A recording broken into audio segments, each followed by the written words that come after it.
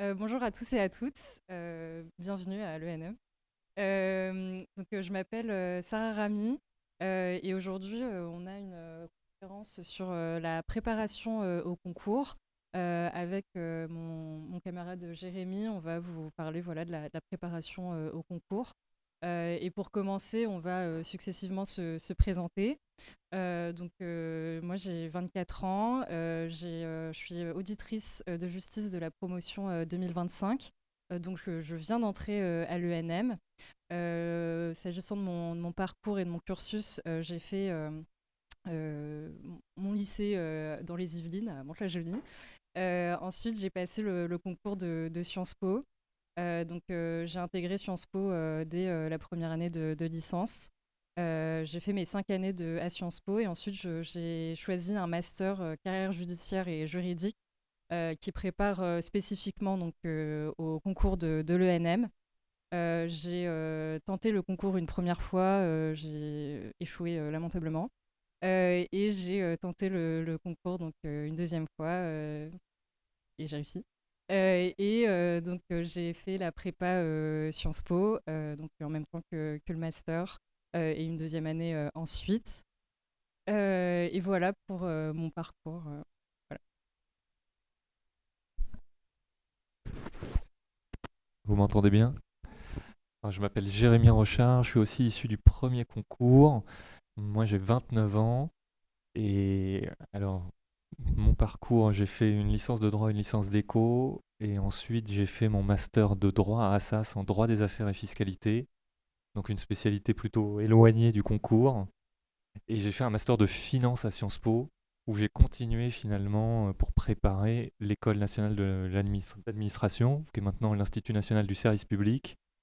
Et c'est cette préparation qui m'a porté jusqu'à l'échec, juste avant le concours de l'ENM.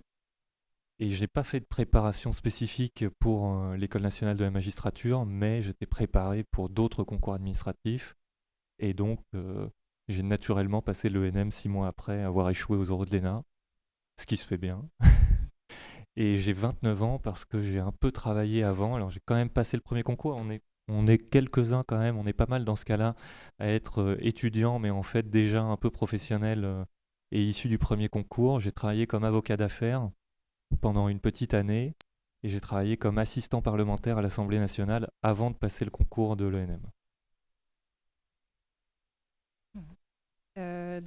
S'agissant de la préparation en elle-même du concours, je pense que la première chose à avoir en tête, c'est de se connaître, de connaître sa méthodologie de travail, de connaître son rapport à la pression, puisque la préparation au concours de l'ENM est exigeante. C'est une année, voire deux, qui seront pas faciles, mais en tout cas enrichissantes. Voilà, la première chose, c'est de se connaître impérativement et de savoir comment on gère le stress parce que ce sera vraiment une année ou deux stressante. Voilà pour le principe le plus important, je pense. Ensuite, de manière pratico-pratique, il y a le choix de prendre une prépa ou non. C'est intéressant parce qu'on a deux profils différents. Moi, j'ai choisi une prépa privée. L'avantage, c'est qu'on est assez guidé dans la préparation au concours. Donc, on a des polycopiés et des entraînements réguliers. C'est J'ai apprécié ce cadre parce que justement, on était assez cadré et on n'était pas seul dans la préparation au concours. Et j'ai pu avoir des réponses à mes questions et mes angoisses en discutant avec mes professeurs. Ça, c'était une vraie plus-value de la prépa. Euh, et voilà, je ne sais pas si tu as quelque chose en prépa. Très brièvement, oui, sur la préparation, je pense que il y a deux aspects, hein. Il y a le fond, la méthodologie des épreuves. Le fond, finalement, est le plus dispensable, hein. La méthodologie, c'est ce que la prépa vous apporte le plus. Et l'autre aspect que tu as évoqué, hein, c'est ne restez pas seul durant cette année de préparation au concours. Il peut être utile à la fois de bosser avec d'autres personnes, ce qui n'est pas toujours évident parce que vous avez des méthodes différentes. Restez avec les méthodes qui vous conviennent, avec lesquelles vous serez les plus à l'aise durant un an, voire plus. Mais ça peut aussi aider de débriefer avec d'autres préparationnaires au concours pour faire en sorte que vos questions aussi ne restent pas confinées à votre chambre, seul de 7h à 22h sur les épreuves blanches. Et ça, c'est tout à fait essentiel. Ensuite, moi, j'ai pas fait de préparation spécifique au concours, donc j'ai juste complété une préparation au concours administratif de manière générale avec des manuels de droit. Et je pense que j'étais beaucoup moins à l'aise que d'autres candidats sur le fond du droit, mais par contre, j'avais tout misé sur la méthode. Et vous pouvez réussir en partant des épreuves, en partant des meilleures copies, euh, avec une prépa relativement légère à 2-3 mois du concours.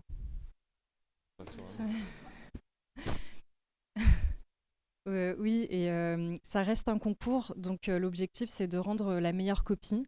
Et pour ça, vous avez des ressources qui sont précieuses sur le site de l'ENM, notamment le rapport du jury qui vient de paraître. Et vous y trouverez une mine d'informations qui sera particulièrement utile pour la préparation des concours et avec des précieux conseils sur la méthodologie à avoir et les choses à proscrire aussi dans la rédaction des copies. Donc ça reste un concours exigeant qui requiert une méthodologie rigoureuse et c'est surtout sur ça que vous allez axer votre année de prépa. Les conditions, enfin les connaissances de fond sont immensément importantes, bien sûr, parce que un magistrat, ça reste avant tout un juriste, mais il ne faut pas oublier aussi les contraintes de méthodologie qui sont particulièrement importantes dans un concours comme celui de l'ENM. Je pense pour rebondir un peu sur ce que Sarah dit, j'ai écrit sur ma fiche, il n'y a pas de recette magique. Bon, c'est l'idée de dire qu'en début de préparation au concours, il y a des mythes de la préparation au concours, hein. Il y a le mythe de travailler, faire les 3-8 de la préparation au concours, travailler tous les week-ends. C'est vrai qu'on a discuté avec des gens qui nous disent, bon, si vous faites une pause, un jour de pause, 2 jours de pause dans la semaine, vous êtes mort hein, dès novembre. Bon, c'est pas le cas, hein. Et de la même manière, si vous n'avez pas fait l'ensemble du programme fiché dès novembre avant l'année du concours, vous n'êtes pas perdu. Il faut progresser avec la méthode qui vous convient. Généralement, les gens qui ont leur paquet de fiches prêt dès décembre l'année précédant le concours, on ne les revoit pas aux oraux. Certains oui, mais d'autres pas du tout. Alors même qu'ils maîtrisent le fond du droit. Donc qu'est-ce qui s'est passé? Sans doute qu'ils se sont rassurés avec des méthodes magiques, mais ces méthodes magiques, elles ne vous portent pas jusqu'à la réussite au concours. La méthode magique, c'est celle qui vous convient, ne vous épuise pas inutilement, et donc c'est une méthode forcément qui part de votre ressenti et qui fait le pont vers l'épreuve en elle-même. Il est aussi aisé d'oublier l'épreuve au début et de vouloir se rassurer à réviser le fond. Et en fait, moi j'ai trouvé à titre personnel utile de partir des meilleures copies, partir des attendus des épreuves, partir du rapport du jury et ne jamais quitter à l'esprit l'épreuve et le rapport du jury tout en préparant. À titre personnel, je me disais jamais je prépare la culture G, je me disais je prépare le jour 1 des écrits. Et de cette manière, vous vous conditionnez à être en épreuve. Vous ne révisez pas une matière, vous révisez une épreuve. Et en révisant l'épreuve, vous êtes sûr de coller aux attendus de l'épreuve et ne pas coller virtuellement à un attendu théorique. Puisque le jour J, vous avez besoin de performer sur un cadre qui est normé et qui répond surtout à une exigence de méthodologie. Est-ce qu'il y a quelque chose à rajouter là-dessus? Oui, c'est des conseils précieux et j'aurais bien voulu les entendre en commençant la préparation parce que j'avais personnellement des angoisses, notamment sur le rythme de travail à adopter.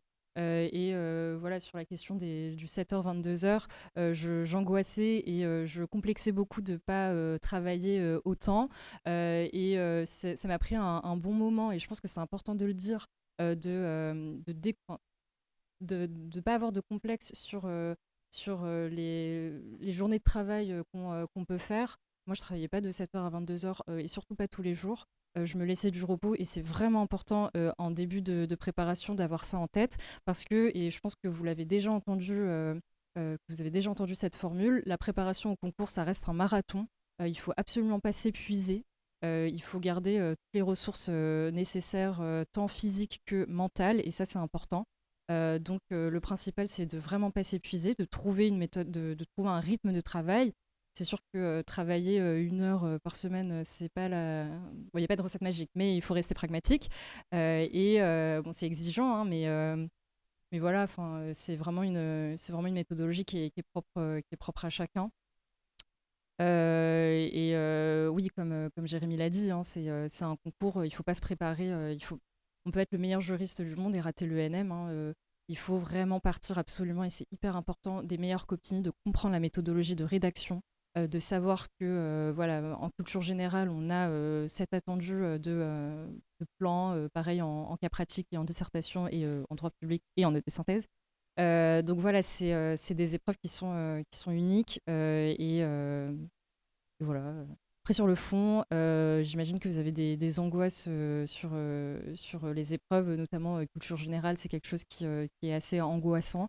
La culture générale, ça se travaille, mais pas, ça se bachote pas, quoi. C'est, euh, c'est propre à chacun et moi, je pense qu'il faut d'abord partir de ses propres appétences, de ce qu'on aime et de creuser, voilà, de travailler par thématique. C'est vrai que c'est assez utile. Et pareil pour le droit civil et le droit pénal, c'est des matières qui se travaillent en partant du programme de l'ENM qui, je vous le rappelle, est sur le site de l'ENM, de partir des attentes du rapport du jury, et pareillement pour la note de synthèse et le droit public. Donc je pense qu'on aura l'occasion d'approfondir ça au moment des questions. Mais voilà, pour un propos liminaire, de ne pas s'angoisser sur la méthode de travail.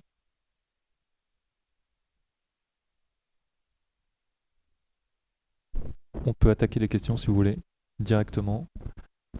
On n'est pas trop long. Et comme ça, on part de vos attentes.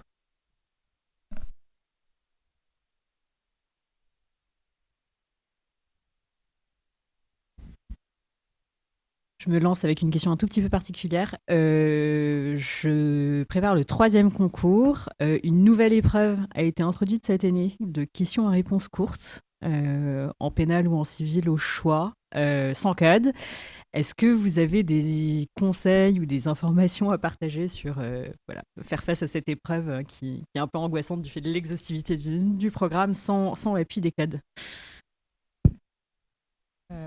Malheureusement, j'ai passé le premier concours et je suis malheureusement pas au fait du nouveau concours et des nouvelles modalités d'épreuve.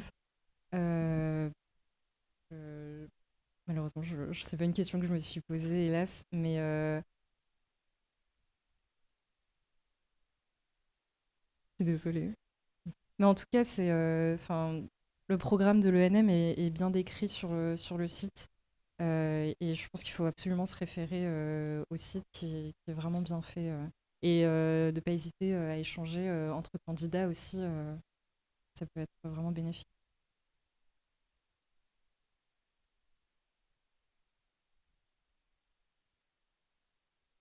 Bonjour, en fait j'ai une question par rapport aux oraux. Comment ça se passe et particulièrement l'oral d'anglais.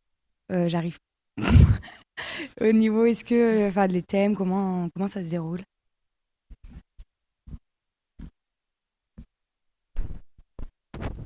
De ce que je comprends, il n'y a pas de thème assigné à l'oral d'anglais. Hein. Par contre, il y a un constat, c'est que c'est souvent des thèmes en lien avec l'actualité, puisque les extraits de textes qui vous sont soumis sont issus de grands quotidiens, soit américains, soit britanniques. Je ne sais plus sur quoi je suis tombé, peut-être le New York Times. Mais dans l'idée, c'est plutôt des articles qui ressemblent au New York Times, voire plus évolués, peut-être tapés dans The Economist. Voilà. Mais je ne pense pas que vous ayez des choses plus exotiques que ça. Mais ça peut être un article qui tombe par exemple sur la dépression en Grande-Bretagne. Ça peut être quelque chose sur le système électrique écossais. Donc soyez quand même préparés à faire un plan, puisqu'on attend de vous un commentaire structuré du texte. Soyez préparés à faire un plan sur à peu près tous les sujets. Et pour ça, entraînez-vous à tirer des articles que vous ne connaissez pas du tout et à en parler assez brièvement de manière structurée. Ensuite, le rappel du texte fait, on attend de vous un commentaire et donc une analyse un petit peu plus évoluée, voire une critique du texte, une mise en relief Et ça aboutit logiquement à une période de questions qui doit être de 5 à 10 minutes, peut-être 10 minutes, où les examinateurs reviennent soit sur votre analyse, soit poussent sur le texte ou des thèmes connexes. Oui. Et c'est vraiment il faut vraiment s'entraîner régulièrement à lire des textes, des articles de presse en anglais et à s'entraîner à en discuter. C'est aussi la partie discussion avec les examinateurs qui est assez importante et vraiment s'entraîner pour être le plus à l'aise possible en discussion anglaise. Bonjour. Il me semble que pour le premier concours, on a l'option de choisir une épreuve de langue vivante 2.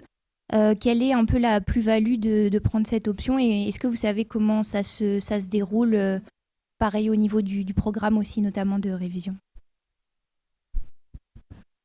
La langue en plus, je comprends que c'est la même chose que pour l'anglais, hein. L'esprit de l'épreuve comme le programme, c'est-à-dire pas de programme, mais une facilité à parler de l'actualité de manière structurée. Le bénéfice, c'est des points en plus. Coefficient 1. Moi, j'avais pris allemand. Ça ne m'a pas permis d'être admis, mais ça aurait pu. Donc, si vous maîtrisez bien une langue en plus, prenez-la, ce serait dommage de se priver de points en plus.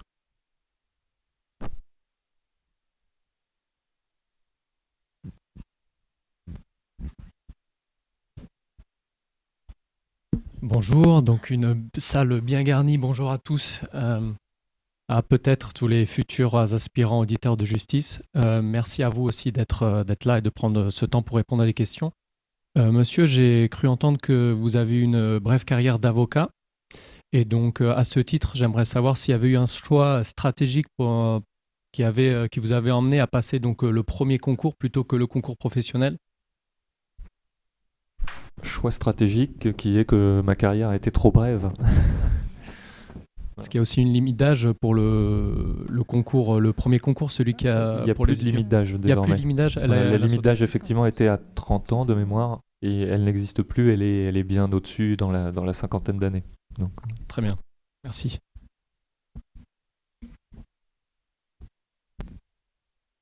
Bonjour. Bon, ma question, elle s'adresse en quelque sorte à tous les deux en même temps. Madame, vous avez dit que vous avez donc tenté 2 fois pour pouvoir avoir le concours et je voulais savoir qu'est-ce que vous avez remarqué dans votre travail ou dans votre approche du concours qui vous a permis de réussir la 2e fois par rapport à la première. Et monsieur, je me posais la question, puisque vous avez tenté l'INSP tout d'abord avant de tenter l'ENM, comment vous êtes vu par rapport aux autres candidats qui débutaient directement l'ENM, qui n'avaient pas cette expérience de l'INSP? Pour ma part, l'échec à la première tentative, je l'ai analysé. Alors moi, j'ai fait mon Master 2 en même temps que la première tentative. Concrètement, j'étais pas forcément très investie en réalité dans la préparation du concours la première année. Je l'étais davantage sur mon Master 2. Donc je pense que ça explique aussi mon échec. La deuxième tentative, je l'ai appréhendée de manière beaucoup plus sérieuse. Ce qui a été aussi différent, c'est que je me suis beaucoup organisée pour la deuxième fois, notamment dans mes révisions. J'ai fait un planning de révision en amont, dès le mois de septembre, qui m'a permis d'avoir une vue globale sur mon année. Et ça m'a permis donc d'appréhender au mieux l'échéance. La différence, elle tient vraiment surtout dans l'organisation. Et voilà. Et aussi, l'échec a été formateur en réalité parce que je suis quand même allée aux épreuves. Donc, j'ai pu voir comment les épreuves se déroulaient. J'ai pu voir le centre d'examen. J'ai pu sentir l'ambiance d'un concours. Donc la deuxième fois, j'étais beaucoup moins stressée en arrivant dans le centre d'examen. Et je pense que c'est aussi bénéfique. Je pense qu'on va se rejoindre sur le constat. 2 choses, d'avoir passé un concours exigeant avant et d'avoir échoué. Je pense que la première fois que j'ai passé l'INSP, je me suis dit jamais je n'irai aux oraux. Et donc finalement, être admissible à un concours avant, ça permet de, en tout cas intellectuellement, vous casser un plafond de verre, peut-être qu'il peut exister chez vous, hein, de se dire, moi je n'arrivais pas à finir des dissertations et je n'avais pas particulièrement de fiches, et donc j'étais pris dans cette peur de ne pas correspondre au candidat idéal. Et donc le fait de passer déjà une fois, c'est réaliser une fois que j'étais à l'ENM, que j'étais légitime, et que finalement, sans avoir la préparation idéale, je pouvais réussir. Donc premier enseignement. Le deuxième, ce serait que je suis arrivé à l'ENM sans être un juriste, surtout la première journée en culture générale. Et donc en n'étant pas un juriste, sur votre dissertation, même le jour 2, et la culture générale le jour 1, vous ouvrez quelque part votre perspective, et vous avez un regard peut-être un peu plus intéressant sur le sujet qui vous est proposé, et une fois aux oraux, vous avez peut-être un regard un peu plus large sur ce qu'est le service public de la justice et pas une carrière idéalisée de magistrat, qui peut vous distinguer.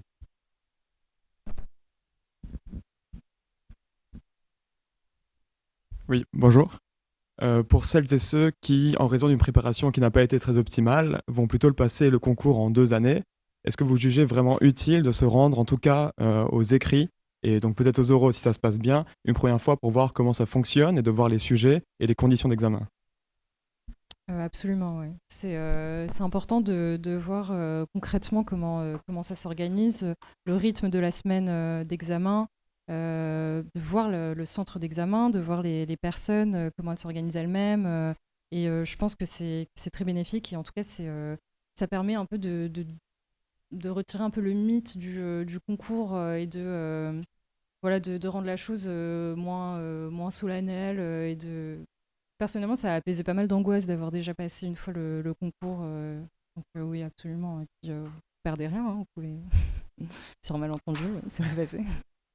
Voilà, j'ajouterais, comme dit la citation, oubliez que vous avez aucune chance. Ça peut passer. Moi, je pense le premier jour du concours l'année dernière, j'y allais en me disant, je regarde les conditions d'examen pour l'année d'après.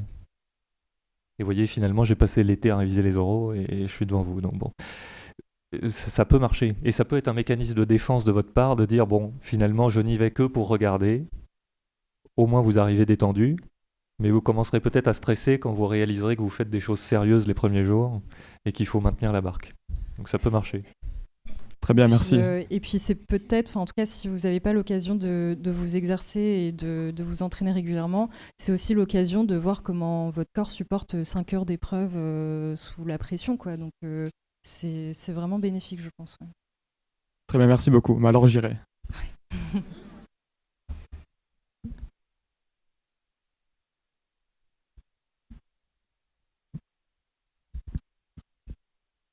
Bonjour. Alors, est-ce que vous auriez des conseils sur la gestion du temps pendant les épreuves, parce que ce sont des épreuves très longues et je pense que c'est une peur un peu partagée, par exemple, de s'éparpiller sur le brouillon, ne pas savoir par où commencer. Donc, est-ce que vous auriez des conseils là-dessus? Moi, c'était la principale angoisse. J'avais tendance à perdre beaucoup de temps sur le brouillon et de ne pas savoir rédiger un brouillon en réalité et je perdais énormément de temps sur le brouillon et sur l'organisation de mes idées. La seule chose qui m'a aidée, c'est vraiment de m'entraîner et d'analyser après coup.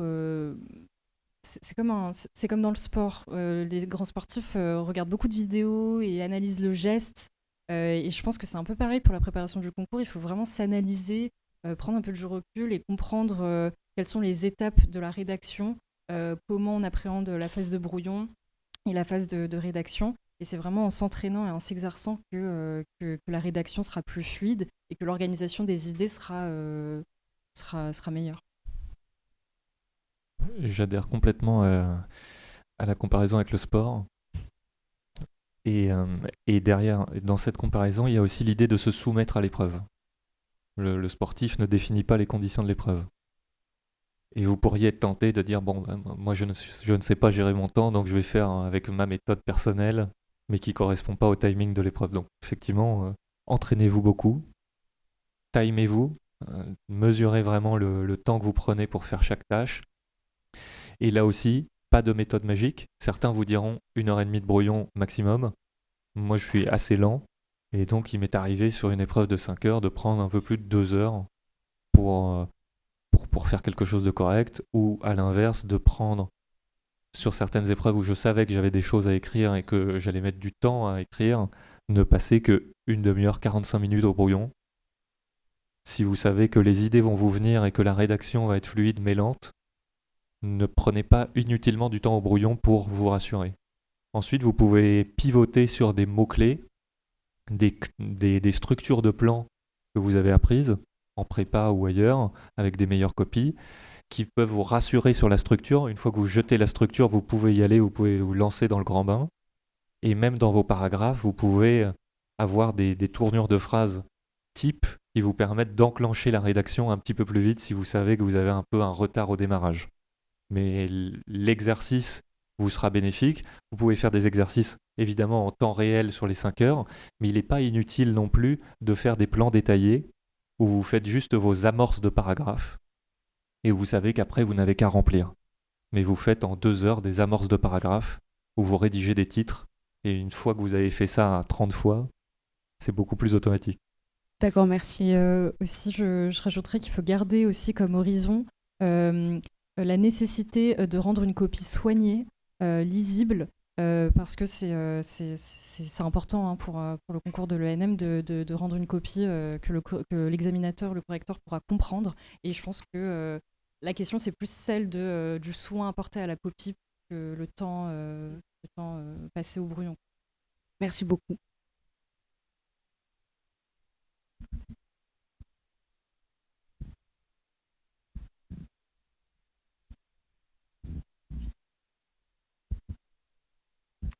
Bonjour, moi j'avais une question par rapport aux oraux, puisqu'on a le choix des matières qu'on va prendre. Et je me demandais qu'est-ce qui guidait le choix. Est-ce que ça doit être en fonction de, évidemment, là où on est le plus à l'aise, mais aussi est-ce que peut-être il y a des épreuves qui sont réputées plus faciles ou avec un programme peut-être plus allégé que d'autres. Donc voilà, je voulais savoir comment vous aviez fait votre choix. J'ai choisi en fonction de mes appétences. Et je pense que le plus important, c'est pas forcément de raisonner en termes de stratégie, mais davantage de se sentir à l'aise parce que la préparation aux oraux est difficile. Elle se passe en plein été. Donc il vaut mieux préparer des matières qui nous plaisent plutôt que des matières qui nous plaisent pas forcément, mais qui... je sais pas, de réfléchir en termes de stratégie, quoi. Donc, je pense que c'est beaucoup plus important de choisir des matières qui nous plaisent pour rendre plus agréable la préparation à ces épreuves-là, plutôt que de raisonner. Tout à fait d'accord avec ça.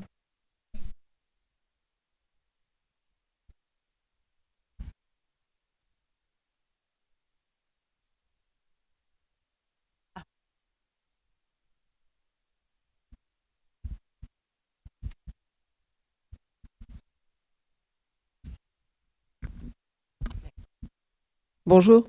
Vous avez dit qu'effectivement, il n'y a pas de méthodologie prédéfinie pour préparer le concours en termes de culture générale. Mais est-ce que, on a vu qu'effectivement, les sujets des années précédentes étaient extrêmement variés et hétéroclites. Est-ce que vous avez des tips? Comment vous l'avez préparé vous-même, hein, cette épreuve? Alors, 2 choses. Je pense que c'est une épreuve qui se travaille quand même, hein. Il y a une méthode. La méthode, c'est celle de la dissertation. Ensuite, sur le fond des idées que vous apportez, il faut que ce soit des idées avec lesquelles vous soyez à l'aise, que ce soit des références que vous puissiez exploiter. La qualité de la référence l'emporte toujours sur le nombre. Et ensuite, c'est une épreuve qui se travaille au long cours. Il faut réactiver des références que chacun a, peut-être du lycée ou après, si vous avez fait des études littéraires. Tout le monde a des références plus ou moins lointaines qui finalement sont des grands classiques qui peuvent servir sur ces sujets hétéroclites, mais la même référence peut servir à beaucoup de sujets différents. Ensuite, il y a des très bons manuels, par exemple le Cognier est un classique aujourd'hui qui reprend un peu la forme de ce qu'est la dissertation de culture générale et permet de le travailler. Et ensuite, c'est le travail au long cours de ces références avec les sujets, travailler la forme de la dissertation qui va permettre de vous constituer une base de référence solide sans là aussi transformer l'année de préparation en une année de sortie utilitariste au musée. Faites des sorties qui n'ont rien à voir avec la culture G aussi. N'écoutez pas des podcasts que pour avoir des références. Ne lisez pas de livres, ou très peu durant l'année de prépa. Moi, j'ai pas lu un seul livre durant l'année de préparation. Je pense que si vous avez le plaisir de la lecture, faites-le, mais ne commencez pas à relire l'esprit des lois l'année de la préparation. Je pense que c'est tout à fait inutile. Mais vous avez des très bons résumés qui existent. Donc soyez pragmatiques, mais ne négligez pas l'idée de préparer au long cours cette épreuve. Oui, tout à fait, je rejoins les propos de Jérémy. Et oui, il faut trouver quand même sa méthode de travail. Personnellement, j'avais travaillé par thématique. Donc, il y a des grandes thématiques. L'ouvrage d'Hugo Cognier est intéressant de ce point de vue-là, puisqu'il reprend les grandes thématiques fréquemment évoquées lors des épreuves des grands concours. Et voilà, une thématique de démocratie, intelligence artificielle, des thèmes assez classiques. Et j'avais constitué une banque de références autour de ces thèmes. Et j'étais partie la méthodologie bottom-up, quoi. Donc c'est en fonction de mes appétences, de ce que je préférais culturellement, et j'étoffais un peu cette banque de données à partir de mes références personnelles, et j'avais enrichi cette banque de données avec des références que j'avais entendues en cours pendant la prépa. Mais personnellement, j'ai trouvé que c'était l'épreuve la plus agréable à travailler, la culture générale, parce qu'au final, elle est très personnelle. Donc oui, effectivement, il y a des incontournables, mais c'est aussi une matière qui est assez plaisante, puisque au moins ça change du droit. Et puis non, moi personnellement, j'ai beaucoup écouté de podcasts, je suis beaucoup sortie, mais justement avec ce côté un peu utilitariste. Mais c'est aussi ce qui est agréable de faire, de sortir un peu de la bibliothèque et des ouvrages, et d'aller voir une exposition, et c'est toujours une plus-value pour le concours, donc c'est assez sympathique aussi. Merci.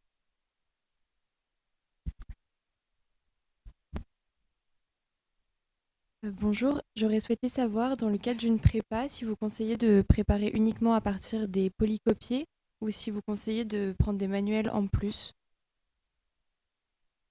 Dans le cadre d'une prépa, les fascicules, les polycopiés suffisent largement. Ouais. Et puis je pense que de manière générale, il faut peut-être éviter l'écueil de s'éparpiller dans des ouvrages trop nombreux, et de rester à l'essentiel. Je suis tout à fait d'accord, j'ai pas fait de préparation spécifique, mais éviter l'éparpillement. C'est vrai que le programme est théoriquement infini. Et vous verrez qu'ensuite, l'épreuve de cas pratique venue, vous n'aurez pas le temps de dire tout ce que vous avez appris. Donc restez sur des connaissances peut-être un peu préliminaires pour vous, hein, mais en tout cas, il vaut mieux avoir des connaissances qui soient solides que refaire 3 fois la même chose et avoir une expertise qui ne vous sera pas d'une aide précieuse le jour J, puisque vous êtes contraint par le temps.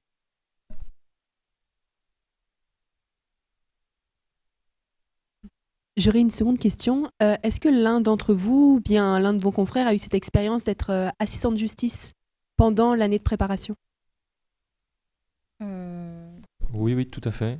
Beaucoup ont fait ce choix, soit lors de leur première tentative, mais plus fréquemment lors d'une deuxième, voire troisième tentative.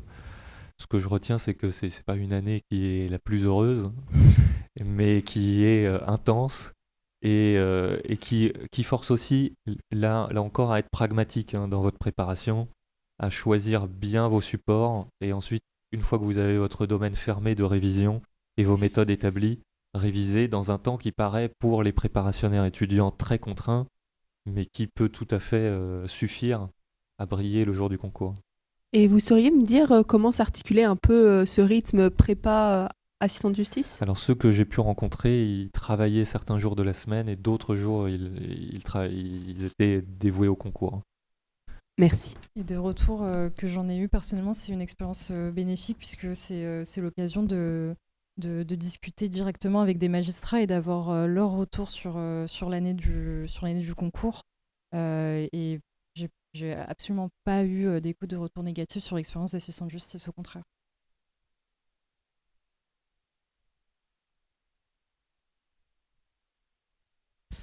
Bonjour. Moi, je voulais savoir votre expérience prépa au niveau de l'esprit de compétition, peut-être entre vous, s'il y avait vraiment une entraide parce que vous êtes tous dans le même bateau. Voilà. Non, il y avait une bonne ambiance. Pas forcément de. Ça reste un concours, donc effectivement, il y a généralement. Enfin, oui, il y a peut-être un peu une compétition qui s'installe, mais en réalité, l'union fait la force. Donc non, puis, l'épreuve, elle se joue le jour J. Hein, donc, mon expérience de prépa a été très bonne et pas de compétition particulière. Et au contraire, plutôt une entraide entre étudiants. Ouais.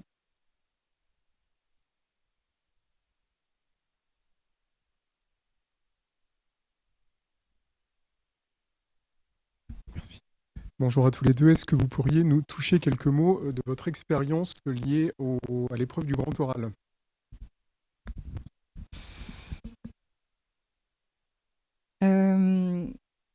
Alors, comment dire?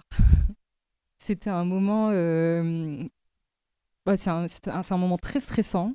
Et j'aurais voulu assister à un grand oral avant de, je dirais pas subir, mais assister au mien. Oui, je pense que c'est bien si vous avez la possibilité d'assister à un grand oral, parce que j'ai peut-être été désarçonnée par certaines attitudes ou certaines questions. Je sais que c'est normal, mais c'est la première fois que je passais un grand oral dans un contexte professionnel, un contexte de concours. Donc, oui, c'est exigeant, c'est particulièrement exigeant, assez solennel. Donc, oui, il faut se préparer physiquement, mentalement, mais je pense que c'est bien de pouvoir assister pour se rendre compte de l'ambiance et de la teneur de cet oral. Mais ça reste une discussion et c'est assez stimulant au final. Et la préparation au grand oral est, je pense, la meilleure partie de la préparation aux oraux. Plusieurs remarques. Le grand oral, il a une partie préliminaire en fait, qui commence avant de rentrer dans la salle. C'est le moment où vous remplissez la fiche. Cette fiche, elle peut devenir une perche salutaire, mais elle peut aussi devenir le coin du tapis dans lequel vous vous prenez. Donc pas de folie dans cette fiche, mais soyez vous-même et préparez peut-être des perches qui vont vous servir ensuite à dévoiler votre motivation et votre personnalité. Alors c'est plus facile quand vous avez travaillé ou que vous avez des passions par ailleurs. N'inventez pas à cette occasion un passé fantasmé ou largement exagéré qui pourra faire l'objet de questions précises et qui pourrait vous mettre en difficulté. Donc c'est pas l'objet, je pense, de cette fiche, mais elle peut être le support à des questions sur votre motivation. La première partie de l'oral est dédiée à un sujet que vous préparez, donc celui-ci se prépare davantage comme les épreuves techniques, mais de manière un peu plus ouverte. Alors soyez prêts là aussi à faire des plans et à expliquer un raisonnement parfois critique, mais en tout cas toujours structuré sur un sujet qui peut être vraiment très, très curieux pour vous, très surprenant, mais en tout cas, apprenez à parler de tout et de rien avec vos amis, prenez les pages, les pages peut-être à l'arrière du journal du Monde, qui d'habitude ne vous intéresserait pas, et lisez ça 5 minutes et faites une présentation de 10 minutes peut-être. Ça peut être un bon exercice pour apprendre à parler un peu de tout et de rien, mais d'y apporter aussi votre regard. Sur le reste, je suis d'avis que c'est une épreuve qui se prépare. Et donc, beaucoup de questions qui vont vous être posées sont finalement des questions très attendues que d'autres candidats ont eues si vous allez voir des oraux. Et donc, ma méthode personnelle, c'était d'avoir un Excel avec 200 entrées, une fonction aléatoire qui sortait des questions, et toutes les 2 minutes, je posais une question face à mon miroir et je déclinais. Et tant que les 200 questions n'avaient pas été tournées 3 à 4 fois, je n'étais pas prêt. Et ce serait dommage d'arriver à l'inverse au grand oral, quand on vous pose la question, et je l'ai vu pour une candidate qui peut-être a été admise, hein, mais on lui a posé la question « Pourquoi vous êtes là ?» Et s'en est suivi un blanc de 3 minutes. Et c'est dommage, vous êtes arrivé à ce niveau-là, vous avez réussi les écrits, vous faites partie du Happy Few, bossez ces questions-là, ce sont des questions attendues, elles vous permettent aussi de raccrocher les branches sur des questions un peu plus originales, mais soyez sincère avec vous-même et ayez fait votre introspection avant de rentrer dans la salle. Et oui, si vous avez la chance de pouvoir vous entraîner avec d'autres personnes ou d'autres candidats, c'est une plus-value qui est absolument pas négligeable, puisque il faut absolument s'entraîner, réfléchir aux questions en amont, préparer et connaître sur le bout des doigts sa fiche individuelle, ne pas être perturbé par des questions qui peuvent être posées, et se préparer à toute question, toutes éventualités, et demander au maximum aux candidats les questions qu'on leur a posées, et s'entraîner sur ces questions. Et effectivement, il y a des questions qui reviennent, et il faut y être préparé. Ouais. Je pense qu'il faut je ne sais pas si le calendrier des épreuves est sorti, mais il y a une inscription qui peut se faire en amont. Ce n'est pas une modalité exacte. Sur l'oral, il y a une partie, je crois, avec à plusieurs. Une sorte un peu de concertation en équipe, et donc on doit présenter un objet. Et c'est le cas déjà, je ne me trompe pas.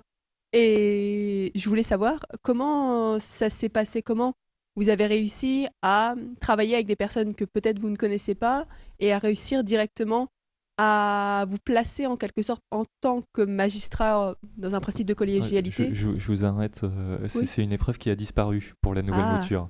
Donc c'était un moment assez convenu finalement, et le jury plusieurs fois a recommandé sa suppression, ce qui est fait. Donc ce sera des mises en situation individuelles, peut-être plus proches de ce qui se faisait ou ce qui se fait encore à l'Institut national du service public.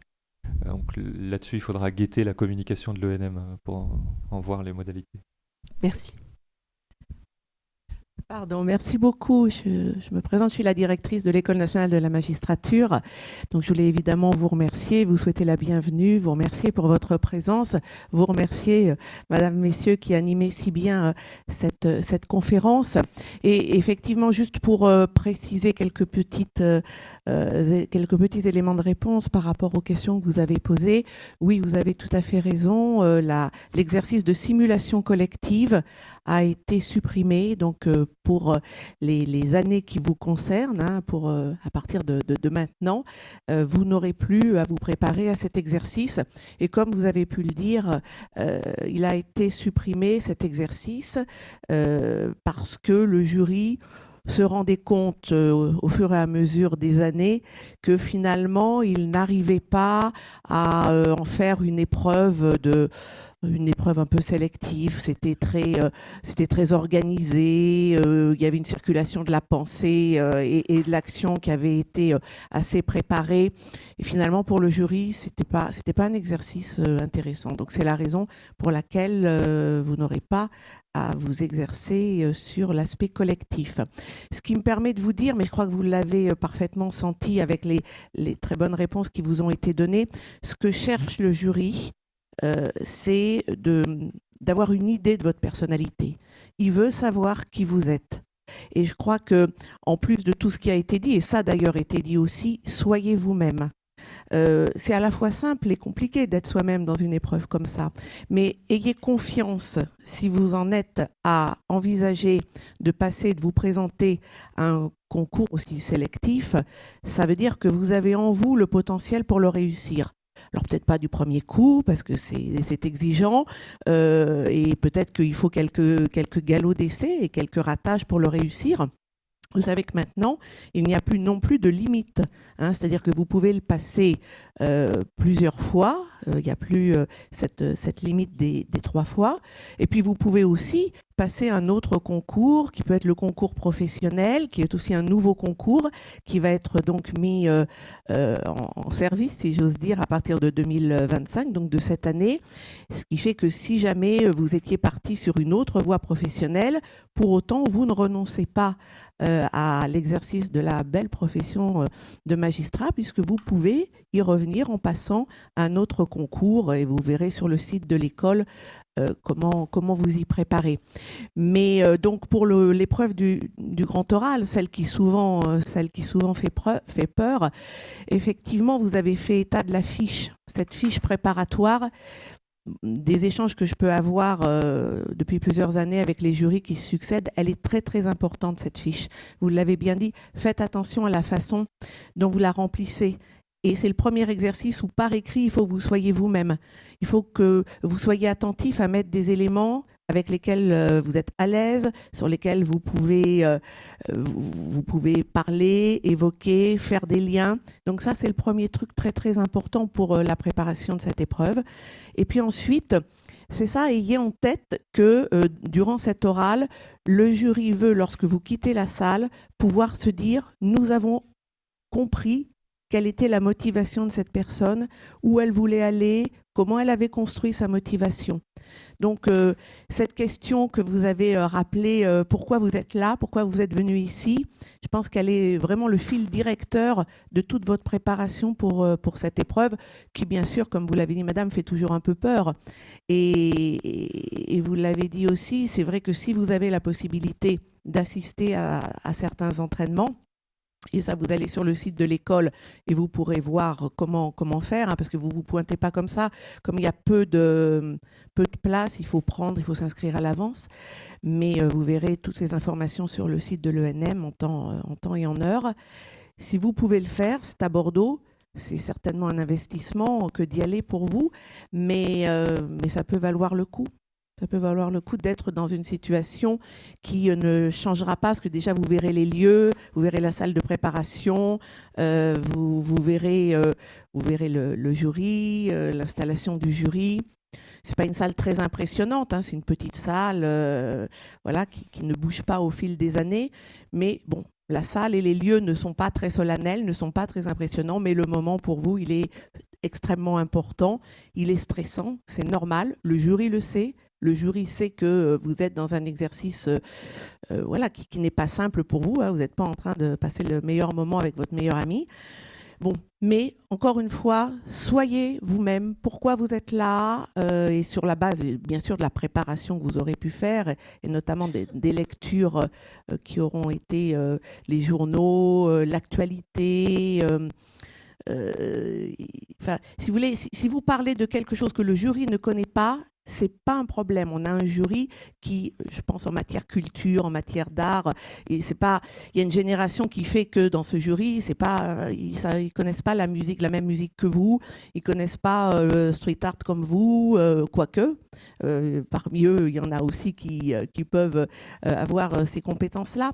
Mais j'allais dire, peu importe, il ne s'agit pas forcément de leur parler des éléments de culture qui ne sont pas les vôtres et qui pourraient être les leurs parce qu'ils sont d'une autre génération. Ce qui est important, et ils sont vraiment très, très accueillants à cette idée-là, hein, ce qui est important, c'est que vous leur montrez que vous êtes curieux, que vous savez assouvir vos curiosités et que vous savez expliquer pourquoi telle curiosité est devenue pour vous un intérêt, une passion, un goût, un avantage, enfin bon, tout ce que vous voulez. Voilà, ce n'est pas grand-chose que je voulais rajouter, mais je voulais surtout vous dire merci et pour votre présence et pour votre animation. Et puis c'est une très belle école, voilà. Non, c'est vraiment une très belle école avec des gens tellement engagés. Là, vous avez quelques coordonnateurs de formation sur l'établissement parisien avec Madame Marie-Léal Martini et puis Madame Véronique Proy, Madame Véronique Proy est plutôt sur l'évaluation et la formation en région, hein, parce que lorsque vous êtes en stage juridictionnel, vous êtes évalué, et donc on a des coordonnateurs de formation qui viennent vous évaluer dans les différentes séquences, tenir les audiences, faire des réquisitions. Donc vous êtes accompagné pendant cette durée des 31 mois. C'est une période de formation qui est très longue, qui est très complète, hein, c'est la plus longue en matière de service public. Vous allez voir plein de choses différentes. On va énormément s'occuper de vous. C'est une école pratique, transmission par les pairs, donc essentiellement par les magistrats, mais pas que, parce qu'il y a plein d'autres publics formateurs qui viendront vous former. Et puis, comme c'est une école pratique, c'est aussi une école où la majorité des 31 mois se passe en stage. en stage juridictionnel, hein, donc dans les juridictions, dans les cabinets d'avocats, en stage extérieur, enfin bon, tout ce que vous savez déjà puisque vous vous intéressez à l'école. Donc ça vaut le coup de travailler, c'est un investissement. C'est vrai qu'il y a un petit côté bachotage pour certaines matières, mais il faut prendre quand même une course et un galop depuis plusieurs mois, depuis plusieurs années. Je trouve que ce que vous avez dit, c'est tout à fait ça. C'est aller chercher ce que vous avez, vos souvenirs, ce que vous avez pu, ce que vous avez eu la chance de faire des études, puisque vous en êtes à ce niveau-là. Aller chercher au fur et à mesure de vos souvenirs qui vont se raviver quand vous allez interroger votre mémoire, encore toute neuve, vu votre âge. Eh bien, vous allez faire ressurgir tout ce que vous avez accumulé, toutes les strates. Voilà. Merci beaucoup pour votre présence en tout cas et votre animation à tous.